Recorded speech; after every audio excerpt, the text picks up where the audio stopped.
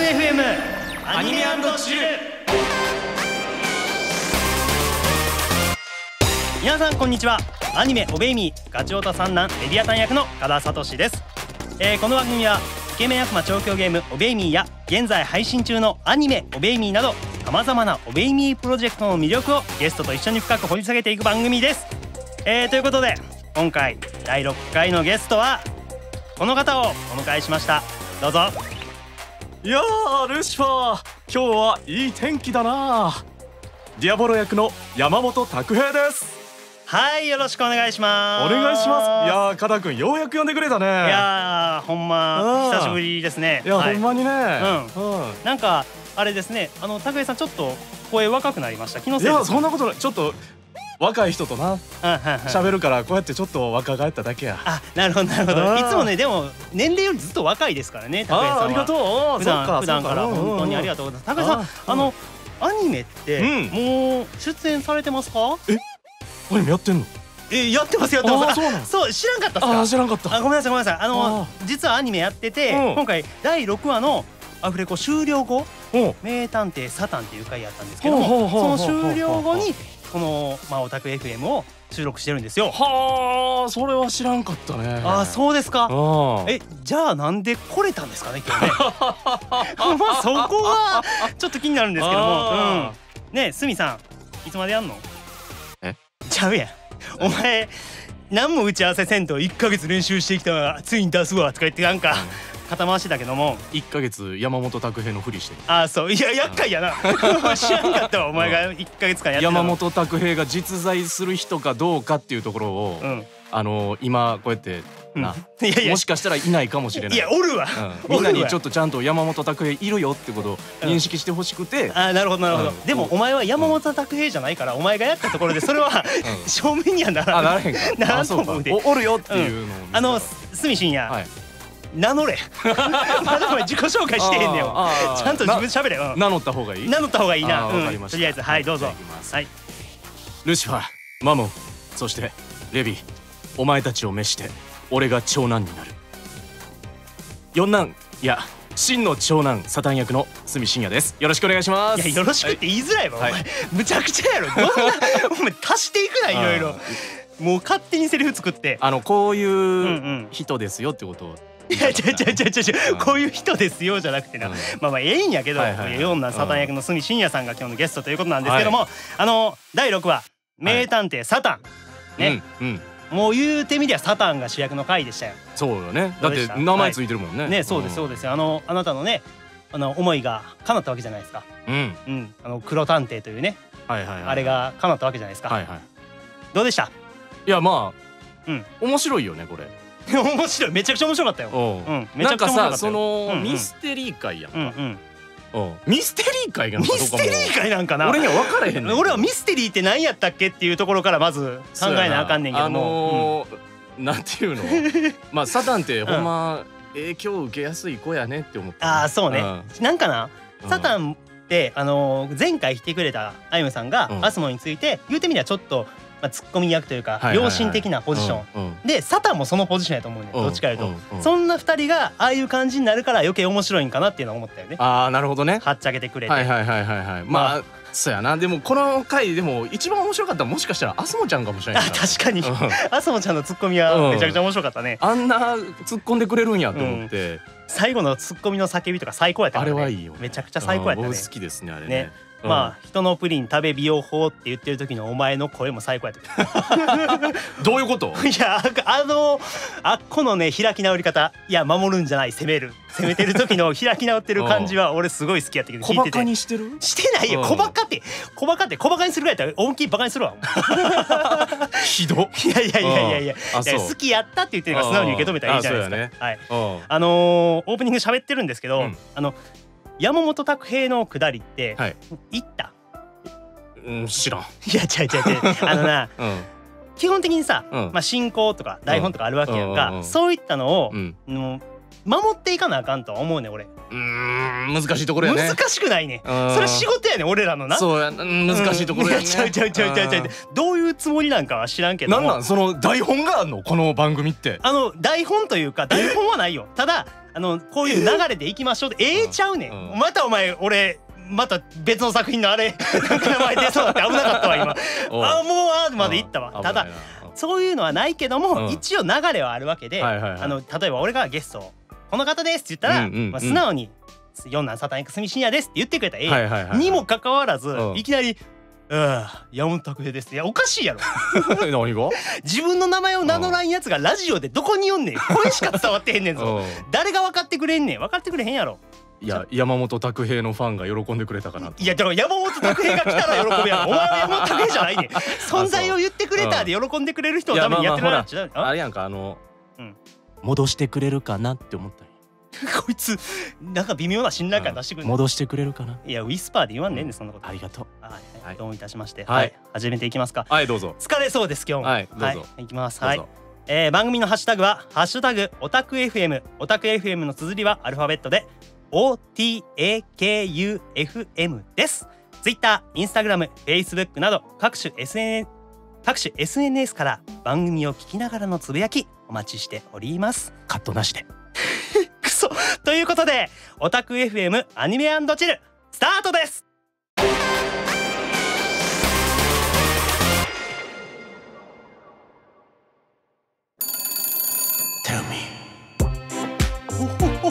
いい声。はい、こちらは留学生の皆さんから投稿していただいた普通のお便り、いわゆる普通おたを紹介していくコーナーです。それでは早速紹介していきましょうかね。すみさんどうぞ。はい。いいですか。どうぞどうぞ。じゃあね、これいきましょうか。赤べこりゃん。赤べこりゃんさん。はいはい。オタク FM 復活おめでとうございます。ありがとうございます。加田さんとすみさんに質問です。なんじゃい。レビーとサタンはメモリーカード似た者同士で、アスモに正反対な2人かと思ったけどやっぱり似た者同士と言われていましたが、お二人はお互いに似ているなまたは似てないなと思うところはありますか？似てないですね。似てないね。似てないですね。はい、終わりです。何も似てないです。ありがとうございました。ありがとうございました。はい、赤べこりゃんさんありがとうございました。はい。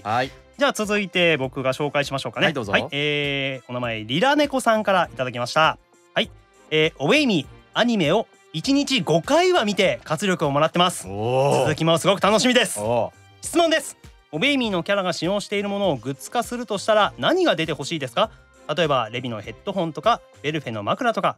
私はアスモのコロンが欲しいと思っていますというご質問いただきました。もうグッズね使用しているものキャラが。いや私猫のでっかいぬいぐるみじゃそれさあれかTBH 見てもらったら分かると思うんですけども、サタンのパネルに描かれてたでっかい猫のぬいぐるみが欲しいと。量産してほしいです。量産まあさ商品化したら量産されるやろうけどもロット数考えてね。ロット数考えるんやったら1個もいらんわ。お前にしか多分需要ない。1個もいらんわってなんやねん。そんなひどい。お前もっと欲しい言うてる人絶対おるって。キャラが普段使用してるものやからあれ普段使用してるわけじゃないやろ。いや分からんで。分からんの？本だらけの部屋に実は片隅にあるかもしれない。片隅にあるってことは使用してへんねん。そこら辺に置き去りにされてるだけやろうが。だって本も使用してないってことやからね。いやいやそうやね。本はちゃんと読まれてる蔵書やから。そうね。やっぱでも俺はレビのヘッドホンかな。なるほどね。それかレビの寝てるバスタブ。バスタブ実は寝心地がいいんじゃないかと。風呂で寝るつもりなの？いやいやいいんちゃうかなと思って。あなた怖いよ。怖くないやろ。怖いとか言うなよ。溺れちゃうよ。溺れちゃうかな。いや水入ってたらな。なんで俺水入って寝なあかんねん。あっこでお風呂入るんじゃなくて寝心地を確かめたいっていう意味でバスタブを商品化してもらって。またえらい変わったこと言う。いやいやお前のパネル。この猫のぬいぐるみがあるおかげで横幅一人だけおかしいっすよねみたいなコメントしてたよ。それぐらいの倍の大きさになってんねん。その倍の大きさの猫のぬいぐるみもらってどうすんねん。お前それめでれるか？いやまあちょっとソファーの上に置いとこう。いや使ってへんから片隅に。ただちょっと欲しいだけやんけ。はいありがとうございます。はいじゃあ続いてすみさんいきますか。はいじゃあそやなこれさありますけどこれ大事よ。何はいバイオレットとすみれさんから。ありがとうございます。はい。正直加田さんにもっと自信を持ってほしいと思っています。加田さんはいつも自分の声が嫌いだとか自分の歌声は十分ではないなどと言っていますが、私たちは皆彼は才能があって声は今のままで完璧だと思っています。待つて、お前なんでこれ選んだいやいやいやなんでこれ選んだそもそも。自信持ってって。いやちゃう。ありがとうございます。いやそれ自虐をはい多いからね。自虐っていうかまあそうね、ネガティブなところはありますけども、こうやって言ってくださってると。みんな加田くんのこと好きやねん。ありがとうございます。お前そういうこと言う時だけマイクに近づくなほんま。みんななめっちゃ加田くんのこと好きやねん。いやささやくないってウィスパーボイスで喋んな。だからこのオタク FM は加田くんしかできへんねんね。お前なんやねん今日のお前ちょっとやばいやりづらい変な汗かくやろやめろどうして。いやでもそういうこと何やこいつは。ありがとう。前回のやつ聞いてたけど前回の時もそうやろ。嫉妬の話してたけど。しましたね。はい。そんなこと感じなくていい。オタク FM は加田聡が MC。やめろお前今日なんやお前恥ずかしいめちゃくちゃ恥ずかしい。いやもういいよ俺だって紹介する。ありがとうございますバイオレットとすみれさん。はいありがとうございます。はいじゃあ俺これいくわ。お名前りんごさんからいただきました。サタンがものすごく大好きです。ありがとう。いつも素敵な声をありがとうございます。ありがとう。質問です。ありがとう。自キャラの魅力はどんなところだと思いますか。これからもサタンをよろしくお願いしますというメッセージいただいてます。はいすみさん、サタンは人気なんですよね。やっぱりよろしくお願いしますって言っていただいてます。自キャラの魅力教えてあげてください。加田くんはサタンの魅力なんやと思う？逆質問。いやちょお前に聞いてんじゃん。いやじゃまず人から聞いてみたいや。すり合わせしたい。すり合わせする必要あるんかな。自分それぞれに魅力。どんなところやと思う？サタンの魅力ですか。やっぱ知的で兄弟たちがなんかふわふわした意見の中で一人まともなことを言ったりとかして、なんかラインに話を戻していく役目というか、俺はいなければその物語は成立しない、まとめ役として重大なポジションの役、そういう魅力もたくさんあると思います。なるほどな。やっぱ加田くんみたいな存在ってことですよね。いや言うてよ。ちょ待って、お前すり合わせ方がおかしいやろ。いややっぱりね俺もそう思ってた。やっぱり話を元に戻していく力っていうのをやっぱりどっか持ってるんやろうな。やばいこいつやってるこいつやって。お前ちょっと待ってなんていうの、ルシファーがおれへん時のまとめ役みたいなところ。そうね。まあ結構まともなこと言ってくれたりしますから。やっぱりそういうところがサタンのいいところかなって僕は思います。うわはい。やっとこいつお前あるやろ他にも外見かっこいいとかさ、そういうとこも魅力。いやそんなんもうだってみんな知ってるやん。なるほど。みんなが知ってるところを魅力って言ってもしょうがないからね。別のところを言っていかないといけない。ちゃうやろ。なんでお前俺が言った意見やのになんか自分が言った意見みたいな感じで言って知らんことを言わなあかんやんみたいなこと言うの。俺が言ったことを繰り返して自分の意見にしてるだけやろ。そんなことないよ。こいつ立ち悪すぎるやめてよそんなこと言うの。こっちのセリフやろほんま。恥ずかしいのこっち。お前何言うてんねんほんま。恐ろしい。いやでもやっぱりねサタンのいいところっていうのはね皆さんもねご存知の通りまず猫好きなところですよ。そうですね。動物好きな人に悪い人いないんで。それこそみんな知ってると思う。それこそみんな知ってるやろ。ね大事にしてほしいね。そうね。そういうところっていうのはこれからも大事にしていってほしい。あとね自キャラの魅力だからみんなには伝われへんと思うねんけど、僕ねサタンが本でたまにね圧殺されてるところあるじゃないですか。そうね。自分の本がなだれ込んできて経験僕もあるんでね。ああいうの本じゃないけどね。別のものでモデルキットとか。なるほどね。そういうので僕もなだれ込まれてるんでね。ああいうところも愛おしいと思ってますよ。自分と似てるなっていうところもあるしね。はい。まあ普通オタのコーナーがこんだけ長くなったのも初めてかもしれないです。長かったの？長かったね。予定時間は過ぎてるんですよ。ごめんなさい。はい。ということで、すみませんでした。このコーナーでは留学生の皆さんからこの番組を聞いた感想やアニメを見た感想、ゲストへのメッセージや質問を大募集しています。各種 SNS からハッシュタグオタク FM テルミーをつけて投稿してください。テルミーの綴りはアルファベットで TELLME です。以上テルミーでした。ささやくな。は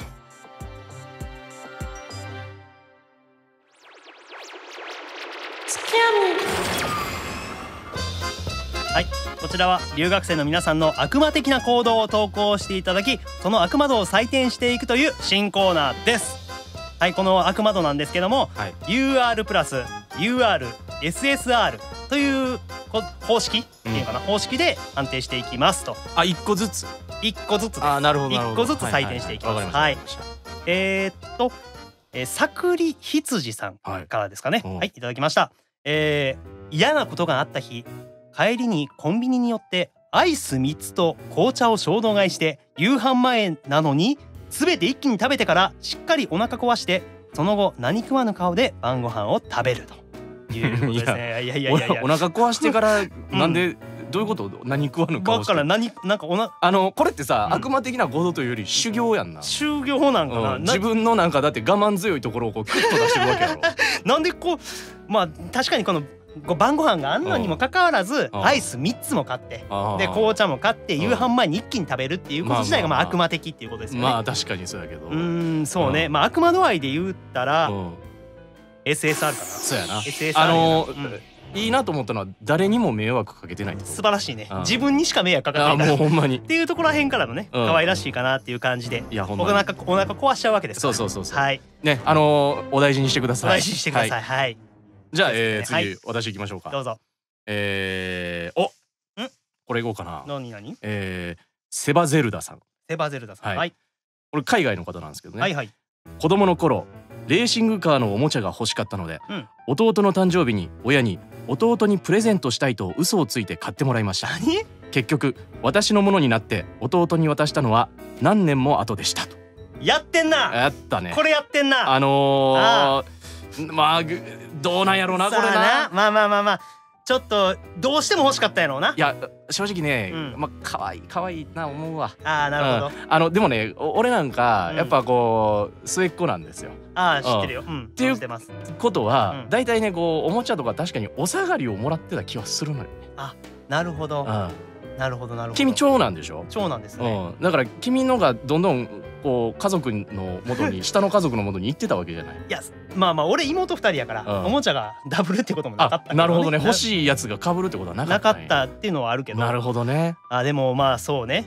でも最終的には弟の手に渡ってるのでありかなと思いますけど。ありかな。これは一応可愛らしいかな。そう。ただ弟が欲しいタイミングであげたかどうかやけどね。まあ絶対それは違うやろ。違うやろ。だってお兄ちゃんこれまあお兄ちゃんなんかな、お姉ちゃんが分からんけども、飽きてから渡してるのは間違いない。何年も後っていうかもう2、3年は経ったんやろ。せやろうな。まあどうですかこれは。まあでも悪魔度的には UR で。はい。まあ嘘をついてるっていうところもあるしね。嘘をついてるけどね。でも最終的には弟のためにやったことなんで。まあ弟の誕生日っていうところらへんはすごい非常に可愛いと思うので、いいでしょう。はい、いいでしょう。許されました。許されたのか、なんで許すコーナーでもないけども。はい。じゃあ続いて僕いきますかね。はい。あやねこさんからいただきました。はい。私と同じくおベイミーにハマっている母に推しのカードが出ない呪いをかけました。ちなみにかけた日から本当に出ていません。母が私の推しのカードだけたくさん出すんです。これはね、いかんね。これはいかんね。いやでもその推しのカードが何なのかによるよ。いやそれこっち側の感情やな。こっち側の感情や。もし推しがルシファーやったらまあ別にええかなって感じもするけど。いやサタンやったらどうする？それはあかんよ。母の推しがダメよそれは。そういう可能性だってある。なんでそんなことするん？いや違うそこまで書いてへんから。信じられへん。いや攻めすぎやろ。急に攻めすぎやろ。まあサタンかもしれんし、アスモかもしれへんし、レビーかもしれへんしな。そうなったらもう完全に許さないですね。やってんなこれは。これやってる。これ UR プラスです。はい、もうほんまに UR プラスです。もうね、母と一緒にハマっているのであれば仲良くプレイしてほしいっていうのが一番ですから。この罪の重さに打ちひしがれるがいいわ。いや言い慣れへん言葉言うな。急に言い慣れへん言葉言うの。打ちひしがれるって誰がなかなか言わないの。頼むでほんま。まあこの呪いを解いていただくということで、はい、すぐに解いていただきたいと思います。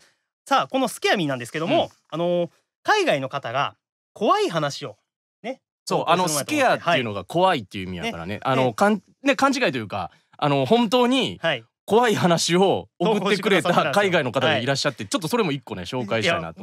したやつあるんでしょう。はい思ってます。お願いします。はい。ベンヤンスちゃう？ベンヤンスさん。ベンヤンスさんですね。ベンヤンスさん。はい。2006年、私たちは顔のない小さな女の子を見たとみんなが噂している家に住んでいました。私は2年経っても彼女に会うことがありませんでした。ある日、私は料理をしていて視線を感じたので、私は末の妹が廊下から私を見ているのだろうと思っていました。ところが彼女は別のところから寝ぼけながら現れたんです。怖い。ほんまのやつ送ってきてるから。いやいや、何やねんこれ。怖っ。ドキドキするね。しかも2006年っていうあたりが生々しい。生々しいよね。めちゃくちゃ生々しい。2006年から2008年までの間、そういうところに住んでたってことやから。で、顔のない小さな女の子の視線を感じることができるこの人ね。そこ突っ込むなよ。いや怖いやろ。なんやねんお前。いやどういうつもりで。怖い話に突っ込んでいくってお前なんやねん。怖い話に突っ込まんかったらお前怖い話終わり。お前も大阪の人間やろ。大阪の人間2人でお送りしとんねん。どういうことやねん。関西人2人やろ。いやありがとうございました。本当に怖かったです。はいね、たくさんの方から悪魔的な行動を送っていただきました。引き続き大募集しておりますので、ぜひ投稿してください。各種 SNS からハッシュタグオタク FM スケアミーをつけて投稿してくださいね。スケアミーの綴りはアルファベットで SCAREME です。以上スケアミーでした。はい、かわいい。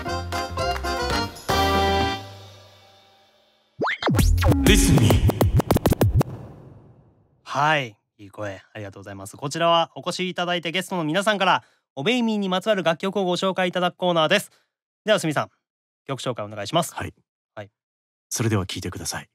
サタンでRead My Heart。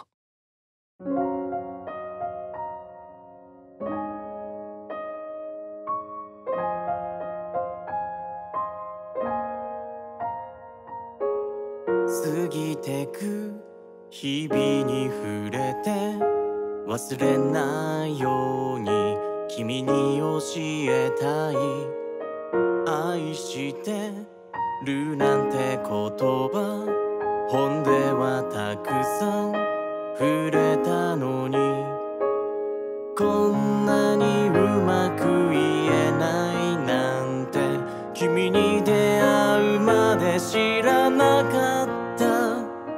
いつの間にか奪われてたその心ごと猫かぶってた。一つもないつもりだった。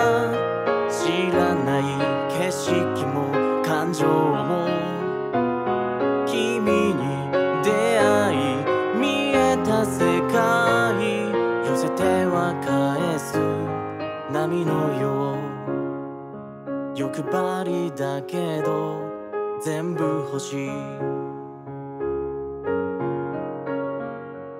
はい、すみさん、このリードマイハートなんですけども、元気やな。歌ってみてどうでしたか？歌ってみてどうでしたか？本当にざっくりした質問をしてくるんよ。じゃあ歌についての思い入れとか。まずこのデモ曲が来た時にね、私思ったんが、1、2、3と曲調が違うって思った。ああ、そうね。急にバラード。バラードよ。確かに。激烈に難しかったよね。激烈ちょっとね冷や汗かいたのを覚えてますね。なるほどなるほど。自分が想像していたよりもずっと難しかった。歌詞とかなんかはもうすごいサタンのことをすごい書いてあるなと思って、なんかなるほどこれがサタンなのかと改めて再確認したわけね。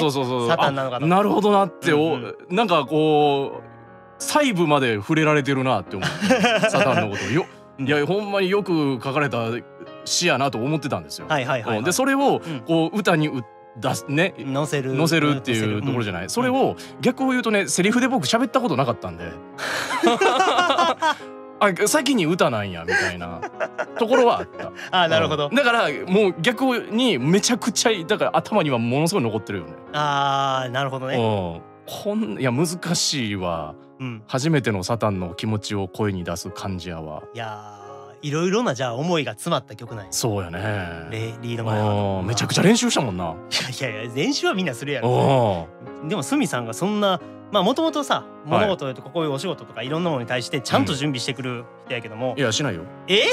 する人やんか。よう言うわ。してるとこ人に見てもらったことないから。でもちゃんとできるってことはしてるやん。してないやめて。才能だけで生きてるみたいなけど、怖いこと言うな。やめてね、もうそれ褒めないでね。でもこれに関してはちゃんとしっかり練習して。いやしてない。どっちやねん。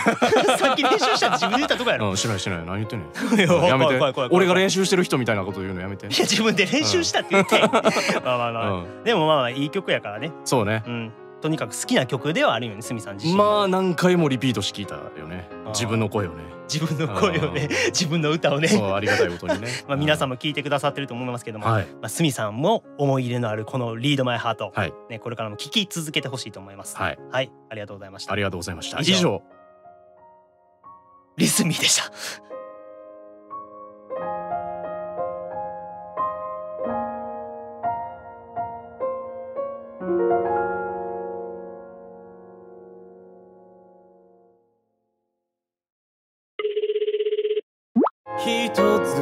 もしもし。いや、サタンだ。俺たち兄弟が歌った「オベイミーキャラクターソングプロジェクト第1弾」の CD がいよいよ10月11日 Amazon 特設サイトで販売開始だ。 CD はジャパニーズエディションとインターナショナルエディションの2種類、それぞれ違うジャケットが楽しめるようになってるよ。本当はもっと情けないルシファーの写真があったのに、アスモがやりすぎだって言うから妥協したんだ。君の意見も聞きたいから特設サイトでチェックよろしく。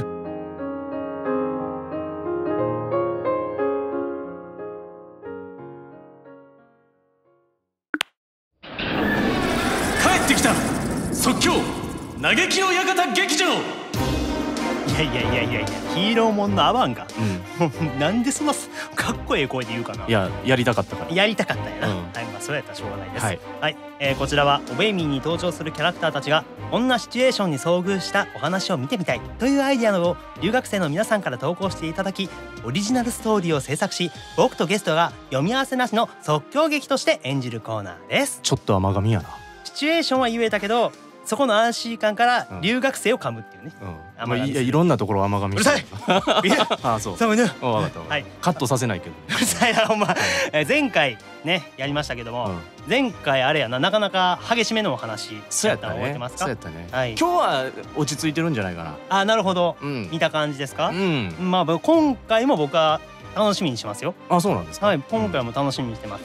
まあ難しいけど、まあ頑張ります。まあ前回ね、もう非常に好評だったとオタク FM で。まあ今回のアニメ&チルでも引き続き挑戦していきます。はい。頑張りますか？もうすぐ行きます、すみさん。ああ、全然行きますよ。ああ、もう行きましょう。あ、そうです。あ、じゃあ行きますか。はい。ではそれではね、タイトルを同時に言って始めていきましょう。はい、今回のタイトルはこちら。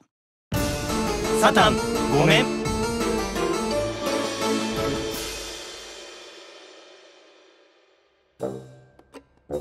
ああ、やってられん。これまでは耐えてきたが、もう限界だ。サタンいる？レビーか。用事なら早くしろ。でもその前に何してんの？荷物なんかまとめて。嘆きの館を出ていくことにした。だから早く要件を言え。言え！うわー、めちゃくちゃ怒ってるじゃん。ああ、すまん。爆発寸前だ。お前も気をつけろ。何があったの？口に出したくもない。一応兄として話聞くけど。兄？あ、そっか。実はキッチンに置いておいたあれが、いや、今更理由なんてどうでもいい。今すぐ出ていく。で、どこ行くの？決まってない。思春期の家出かよ。今はどんな場所でもここよりはマシだ。とりあえずは夕日の見える河原に行って小石でも投げてみようか。なおさら思春期の家出じゃんか。似合わないし、魔界は常に夜だし。だったら真夜中の駐車場に行って不良どもとバタフライナイフで喧嘩して、その後車に乗ってチキンレースでもするか。古いアメリカ映画の思春期。いや、僕の言った思春期に寄せてこなくていいから。てか本気で出ていこうと思ってる？そこは本気だ。だがレビーの言うことにも一理あるな。行き先が必要だ。そうだ、メゾン煉獄に住まわせてもらおう。あそこならここと違って静かだろう。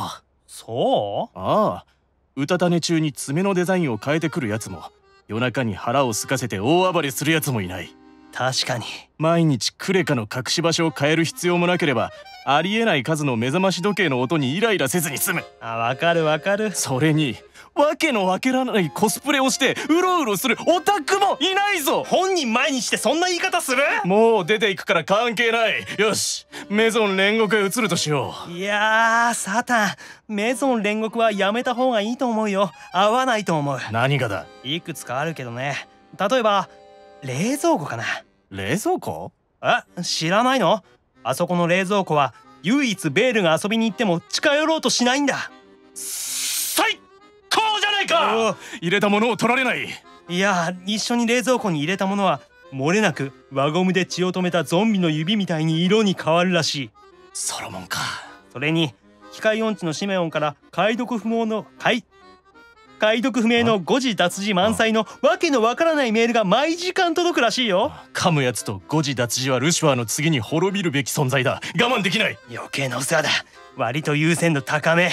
あとルークもいるでしょ。あいつ綺麗好きだからさ。いいじゃないか。そうなんだけど、多分サタンがメゾン煉獄に引っ越したらすぐに本を大量に処分して床が見えるように掃除しちゃうと思う。勝手に部屋を掃除されるくらいならまだマモンにこそこそ一冊ずつ売られる方がマシだ。だったらディアボロ殿下の魔王城に行けばいい。これならいいだろう。いやー、それもどうだろう。確かにサタンが好きそうな貴重な本とか美術品とかいっぱいあって城っていうかミュージアムって感じだけど。そうだろ。完璧主義のバルバトスがいるから衣食住全てが最高クラスのおもてなしを受けそうだけど。ほら見ろ。ディアボロ殿下がいるからルシファーもよく城に行くけどいいの？殿下のことだから力ずくでお茶に付き合わされるよ。ひゃっかだ。くそ、誰があいつとお茶なんか。気持ちのも治療の行き場がなくておかしくなってる。まあサタン、他の行き先が決まるまでしばらくここにいたら。くそ、絶対に行き先を見つけて出て行ってやる。でレビー、俺への用事は何だ？そうだ。キッチンに置いてあった高級猫缶なんだけど、蓋の裏についてる QR コードを読み取ると狂乱シュクレの限定グッズが当たるキャンペーンやってて、我慢できなくて開けちゃったらまたベールが食べちゃった。ごめんサタン、ごめん。お前が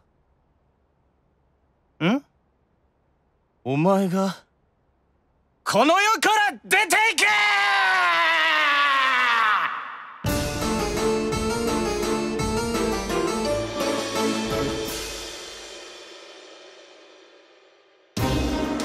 はい、お聞きいただきましたがいかがでしたでしょうか？いや、それはもうこっちの。くそ、いかがでしたか、岡田君は。最悪や、最悪や。何がどうなったんか僕わからないですけど。変ないじられ方されたしな、なんか。変ないじられ方、変ないじられ方なんかしないよ。なんか会ったことをそのまま言っただけ。会ったことをそのまま言うやつがどこにおるかここにおったわ。何やねんこいつ。でもその後もちゃんと続けていくからさ。続いたな。続けていや、そらさ続けていくけどさ。やっぱりこれはあれかな、やっぱ腕の違いみたいな。いや、やめろ。なんか止めたらあかんなって。拾われたらとにかく押していかなあかんなっていう気持ちが前に出たんやろな。やめろ、恥ずかしいやろ、そういうこと。思いましたわ。思いましたわ。気持ちって強いね。いや、違う。気持ちは強いけど、お前の今回の気持ちも強かったやろ。いや、そんなことない。何が今回おとなしめやねん。おとなしい。思いっきり強かったんや。いや、もう全然そんなのもうやめてください。やめてくださいじゃねえ。何やめてくださいって。スッとやったから。スッとやってあれやったらお前の本気どうなんの？書かれてたことを書かれてる風にちゃんと読んだだけやから。うわ。それちゃんと自分の色に変えてましたけどね。もういや、加田君の色が出てよかったと思いますよ。どういう色かな。どういう色かな。ありがとうございました皆さんね。怖いわ。まあ楽しんでいただけたでしょう。楽しんでいただけたんかな今日は。わかりませんけども、ありがとうございました。ありがとうございました。はい、このコーナーでは留学生の皆さんからおベイミーに登場するキャラクターたちがこんなシチュエーションに遭遇したのを見てみたいというアイデアや妄想を大募集します。各種 SNS からハッシュタグオタク FM ライブをつけて投稿してください。ライブの綴りはアルファベットで LIVE です。以上、帰ってきた即興嘆きの館劇場でした。うるせえ。ありがとうございました。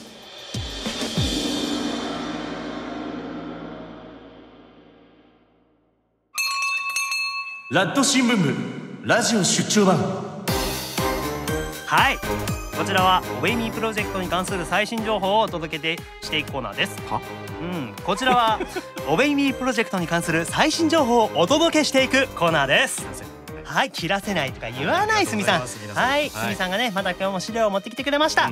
告知してください。加田君持ってないの？持ってない。もう知ってるやろ。毎回くれへんねんな。毎回くれへんねんって手伝って。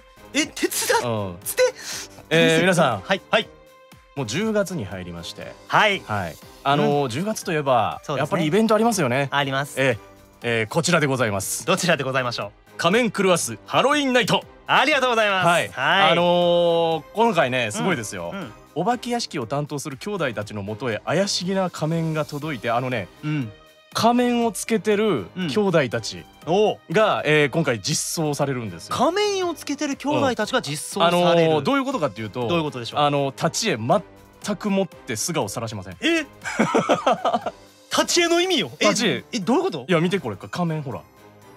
ほんまや。そう全然ね仮面でいろんな表情の仮面をみんながつけてんねんけど、それでこの7兄弟のうち俺一番好きなんがレビーやねん。おお、どうした？ホッケーマスクつけてんねん。ホッケーマスクだからちょっとホラーテイストな仮面をつけた兄弟たちが見れるってことですよね。へえ。でサタンなんかはこれちょっとよく見てもらったらわかんないけど猫やねんな。なるほど。そう。で見てあそもちゃんすごい花魁的な。綺麗よ。鎖骨見えてるよ。兄弟それぞれやっぱ特徴があって面白い。そうやねん。もうねだからちょっといろいろあるんやけども、ただちょっとねまずこれ紹介させて。何を？カード。いいね。紹介してくださいよ。カード。はい。 UR が OK。なんとまさかのまさかルシファー。 OK。あれどうした？ルシファーが来ちゃったよ。ルシファーが来ちゃったね。いやすごいね、これみんな興奮してるんじゃん。へい、グッドニュースだぜ。いやどうして？なんで？このルシファーのおかげでみんながこうねナイトメアどんどんやるんじゃないかなって私は思ってますよ。なるほど。これでもナイトメアじゃないやろ。抜き打ちテストやろ。そっか。じゃあそういうことです。じゃあ待ってちょっと一回整理させて。お前ルシファーが来てそんなにテンション上がってる君を見るのが初めてやねんけど、そこの心変わりは何があったか教えてくれる？やれって言われた。おいやれって言われた。急に指示感出してくんのお前。自分の意思じゃないって。やめろ。お前急に裏をしゃべるな。バカ野郎。今までやってほしいって。待ってこうやって俺が突っ込んでることすらも俺がすごいピエロやんけ。どうしてくれんねん。お前全部やらされてるみたいな言い方すんな。やってって言われたちゃう。わかりましたって言ってやった。お前素直に従うやつじゃねえよ。お前そういうやつじゃねえだろ。いやでもやっぱりねだってお仕事やからね。いやほんちゃ頑張りました。いや頑張りましたじゃあどこにアピールしてんねんお前。いやほんまに SSR シメオンですよ。シメオン。そう。いいじゃない。でメモリーの UR がディアボロデンカとベルゼブブとアスモちゃんで、メモリーの SSR がベルフェとバルバトスでございます。このでも映画すごいよ。バルバトスとベルフェってこう似合うよね2人の。可愛いね。このさなんていうの2人でっていうのがあんま見たことなかったなと思って、これめちゃくちゃ可愛いな。可愛いね。で見てこのセクシーアスモちゃんのセクシーね可愛さとでこのディアボロ殿下のね男前な感じでか。なんでやねん。触れたれよベールに。まあベールはええわ。ベールはええんかい。ぜひね仮面狂わすハロウィンナイトお楽しみにしておいてください。はいね。サタンとレビーはいないよねカードに。いいの言わんといて。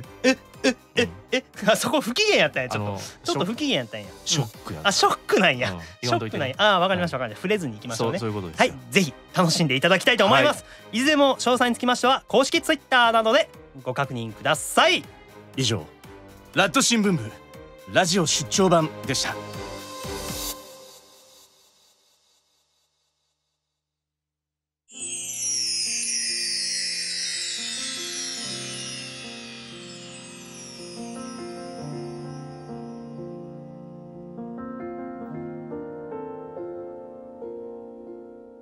お送りしてきましたオタク FM ですが、そろそろお別れのお時間です。はい、住信也さんいかがでしたか？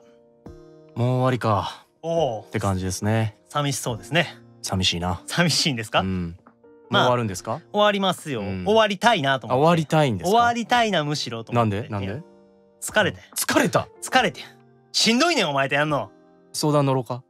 お前や原因は。俺か。原因はお前や。そうなんや。自由にやりやがって。自由じゃないよ。やってって言われたことやっただけ。やってって言われて、じゃあお前自分で考えてやったこともたくさんいっぱいあるやろ。いや今回はわからないな。結構派手にやってくれたなほんま。いやなんか後で怒られへんかどうか心配。まあ個人的にはとても楽しかったんで、はいありがとうございますって感じです。よかったですよ。はいよかったですよ。加田くんよかったよ。なんでお前に上から言われなあかんねん。なんでお前に。ありがとうございます。さてまあ次回なんですけども、次回のオタク FM にはルシファー役の山下和也さんが再び遊びに来てくれます。山下さん来んの？山下さん来ますね。ルシファーの？はいそうです。嬉しい。なんでそんな急にそれやってって言われてないの？それ言われてないの？これはやってって言われてない。リアクションの取り方が斬新やねほんま。ちょっとやっていこう。全然やっていこうと思ってるんですが、はい。まあこのオタク FM の最後で次回のアニメがどんな話かっていうのもね毎回言ってるんですけども、7話はちょっと変わった回になるらしい。どういうこと？いや知らない。全く分からない。なんかさ噂ちょっとした噂だけは聞いてるんよ。噂って怖いな。毎回だってタイトルとかもなんか聞いててんけど、ここってか書いてあってんけど書いてないん。あ、そうなんや。いや何になるんだからまだタイトルすら言わせない。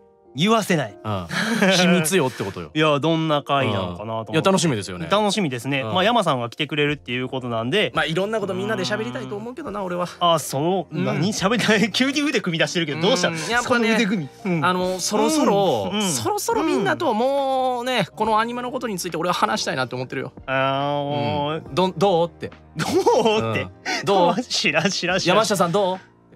おんの？びっくりした。矢口さんこっち見ながら言うよ。違うおらんけど。言いたいよ。まあどんな話かっていうのはね皆さん楽しみにしておいていただきたいと思います。はい。ということでやっと終わりましょうねすみさん。また来てくださいね。はい。また来てください。じゃねそれやめろ。誘われてんねんこっち。誘われるからやめて。はい。ということでオタク FM アニメ&チル、ここまでのお相手はレビアタ役の加田聡とサタン役の角信也でした。バイバーイ。